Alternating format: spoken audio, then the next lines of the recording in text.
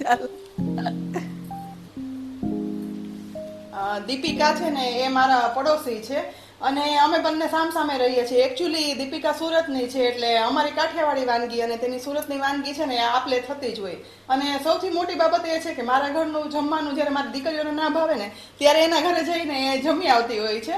અને હમણાં એક દીપિકાએ બહુ સરસ સબ્જી બનાવી અને મોકલી તેની સુરતી સ્ટાઇલની. તો મેં ચાખીને તો મને એવું લાગ્યું કે આ તો જાણે સુરતી ઊંધિયું બનાવ્યું છે. તો મેં એને એની રેસીપી પૂછી અને મને એમ થયું કે દીપિકા તું છે ને હું સબ્જી બનાવું તું રેસીપી કે એના કરતાં તું જ મારા ઘરે આજે આવીને બનાવી જા જેથી બધાને ઓરિજિનલ સ્વાદ મળે. તો દીપિકા આવી સબ્જીમાં તું શું નાખે છે કે જેથી સુરતી ઊંધિયાનો ટેસ્ટ આવે છે? શોર્ટકટ ઊંધિયાની રીત છે. મને ઊંધિયું પ્રોપર બનાવવાનો એટલો બધો ટાઈમ નથી મળતો સવારે ટિફિનમાં, એટલે હું શોર્ટકટ રીતે પણ ઊંધિયા જેવો ટેસ્ટ આવી તો આજે દીપિકાની જે રીત છે જે સુરતી ઊંધિયાની ટેસ્ટ છે જે નોર્મલ સબ્જીમાં લાવે છે એ રીતે હું તમને આજે સબ્જી બતાવીશ. ઊંધિયાને પણ ટક્કર મારે ને તેવું ઓછા શાક અને ઓછા મસાલામાં બનતું ઓરિજિનલ સુરતી સ્વાદનું આ સબ્જી બનાવવા માટે અહીં એક બાઉલ અને વજનમાં 100 ગ્રામ ફોલેલી સુરતી પાપડી લેવાની, જે આ સબ્જીનું મેઇન ઇન્ગ્રેડિયન્ટ છે. સાથે 2 નંગ લીલા રંગણને આ રીતે અડધા ટુકડામાં કટ કરી અને લીધા છે. એ જ રીતે 250 ગ્રામ વજનનો એક શક્કરિયો લઈ તેની છાલ કાઢી મીડિયમ ટુકડા કરી લીધા છે. અને સાથે 2 નંગ બટેટાના પણ આવા મીડિયમથી મોટા ટુકડા કરી લેવાના. તેની સાથે તીખાસ માટે સુરતી લીલી મરચી અને આદુની 2 ટેબલસ્પૂન પેસ્ટ બની અને તૈયાર કરાવી લીધી છે. 2 ટેબલસ્પૂન ચોપ કરેલું સૂકું લસણ લઈશું. આ સબ્જીમાં લીલા લસણનો એક ખાસ સ્વાદ હોય છે, માટે 4 થી 5 કળી લીલું લસણ હોય ને તે પણ સમારી અને લેવાનું. હવે છે ને બનાવવાની શરૂઆત આપણે ગેસની મીડિયમ ફ્લેમ પર ગરમ થતી જાડા તળિયાવાળી કડાઈમાં 3 ટેબલસ્પૂન તેલ ગરમ કરવા માટે ઉમેરવાનું છે. ગરમ થતા તેલની અંદર અડધી ટીસ્પૂન અજમો અને 1/8 ટીસ્પૂન હિંગ ઉમેરી દેવાની. વઘારમાં અજમો સહેજ સતરાવાની અને ફૂટવાની શરૂઆત થાય ને એટલે તેમાં 1 ટીસ્પૂન સફેદ તલ ઉમેરી બધો જ વઘાર સહેજ સાતળવાનો. સાથે સાથે તેમાં ચોપ કરેલા સૂકા લસણની પેસ્ટ છે ને તે ઉમેરી દઈ અને મિક્સ કરશું. આ લસણને ગુલાબી બ્રાઉન થાય ને તેવું જ સાતળવાનું છે. ગેસની લો ફ્લેમ પર માત્ર અડધી મિનિટમાં જ અહીં જુઓ ગુલાબી બ્રાઉન લસણ સતરાય અને એકદમ સરસ સુગંધ પણ આવવા લાગી છે. તો આ સમયે તેની અંદર આદુ અને લીલી મરચીની બનાવેલી પેસ્ટ છે ને તે બધી ઉમેરી દેવાની અને મિક્સ કરતા જઈ અને સાતળવાનું, જેથી વઘારમાં બધો તીખી લીલી મરચી, આદુ અને લસણનો સ્વાદ સરસ બેસી જાય. વઘારમાં એકદમ સરસ તીખી સુગંધ આવે ને એટલે આ સમયે વઘારમાં ફોલેલી સુરતી પાપડી ઉમેરી દેવાની. તેની સાથે જ લીલા રીંગણના કરેલા ટુકડા, શક્કરિયાના ટુકડા અને છેલ્લે કરેલા બટેટાના ટુકડા છે ને તે પણ ઉમેરી દેવાના છે.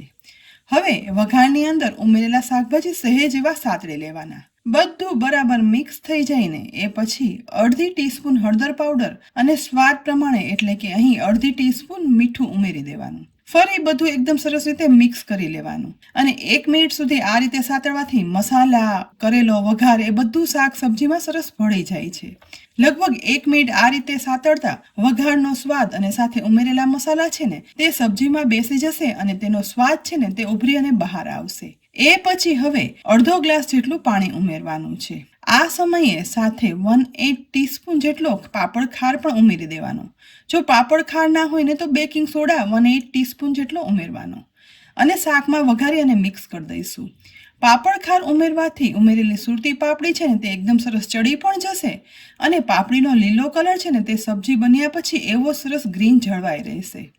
અત્યારે આ સમયે જ્યારે પાપડ ખાર ઉમેરશું ને ત્યારે શાકનો કલર થોડો લાલાશ પડતો થતો લાગશે, પરંતુ શાક બની જશે ને એટલે પરફેક્ટ ઓરિજિનલ ગ્રીન કલરની સબ્જી બની અને તૈયાર થાય છે.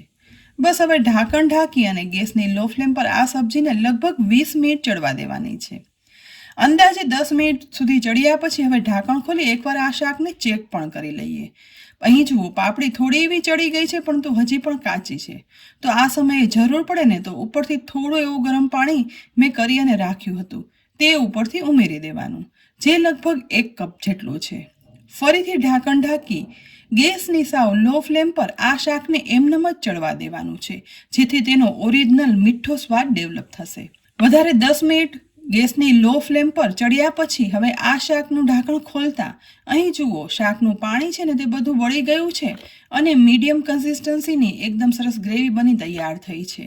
બટેટા અને શક્કરિયા તો એકદમ સરસ બફાઈ જ ગયા છે, પરંતુ તેની સાથે પાપડી પણ ચેક કરી લઈએ. પ્રેસ કરતા જ એકદમ સરસ મેશ થઈ જાય ને તેવી સોફ્ટ બની ગઈ છે આ પાપડી અને ઘટ્ટ ગ્રેવી તૈયાર થઈ છે. તો હવે આ સમયે સબ્જીમાં મસાલા કરવા માટે ફક્ત 1 ટીસ્પૂન ધાણા જીરું પાવડર અને ઉપરથી અડધી ટીસ્પૂન લાલ મરચું પાવડર સાથે 1 ટીસ્પૂન ખાંડ ઉમેરી દેવાની. બસ, વધારે એક પણ મસાલા કરવાની જરૂર નથી. બધું હવે ગેસની લો ફ્લેમ પર આ સબ્જીમાં એકદમ સરસ રીતે મિક્સ કરી દેવાનું, જેથી ઉમેરેલા મસાલા છે ને તે સરસ સબ્જીમાં ભળી જાય. આ સમયે હવે છેલ્લે સમારેલું લીલું લસણ છે ને તે ઉપરથી ઉમેરવાનું અને હવે બધું મિક્સ કરતા જઈને સાતળવાનું, જેથી પરફેક્ટ ચડેલા શાકમાં લીલા લસણની માઇલ્ડ એવી ફ્લેવર તો મળશે જ, પણ થોડા એવા ચડેલા અને થોડા કાચા લસણના ટેસ્ટથી આ ખૂબ જ ઓછા વેજીટેબલ્સ અને ઓછા મસાલા અને કુદરતી મીઠા સાથે બનતી સબ્જીનો સ્વાદ છે ને તે અદ્ભુત બને છે. બસ, તૈયાર થયેલી સબ્જીને હવે ગરમ ગરમ પીરસી પણ લઈએ.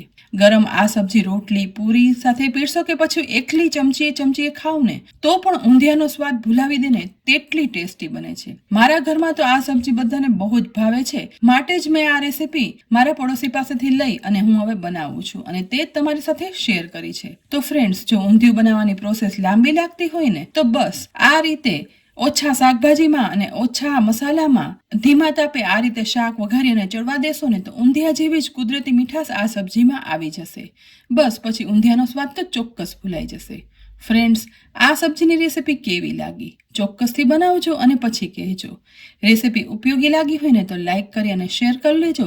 સાથે જ અમારી યુટ્યુબ ચેનલ સબસ્ક્રાઇબ કરી અમારા ફેસબુક પેજને લાઇક કરી અને ફોલો કરજો, જેથી આવા અનેક ઉપયોગી રેસીપીના અપડેટ્સ તમને તુરંત જ મળે. આવતીકાલે ફરી મળશું એક નવી રેસીપી સાથે. ત્યાં સુધી આવજો.